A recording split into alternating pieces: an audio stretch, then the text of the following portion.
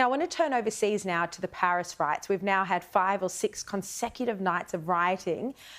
There was even shooting of an Algerian... This is over the shooting of an Algerian Parisian teenager. There's also smaller riots happening in Lyon, Grenoble, Marseille. I mean, in Marseille, the library was burnt down. 45,000 police across the country deployed. I mean, the reasons behind the riots are obviously complex. It is linked to that shooting that I just mentioned, and it is to do with race.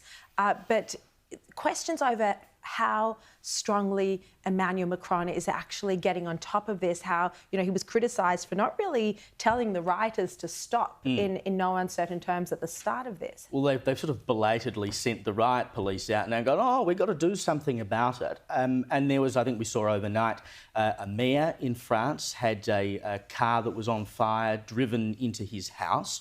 I mean, we have reached a point where it is total chaos. Seemingly being organised by young people on social media, unabated. No one's stopping them from doing so. There have been plenty of other voices, other than the President Emmanuel Macron, who have come out and tried to say, look, calm down, we don't need to do this. Yeah. But it's a very French thing. I mean, they seem to respond to all sorts of things with riots. It's probably part of their attitude towards freedom.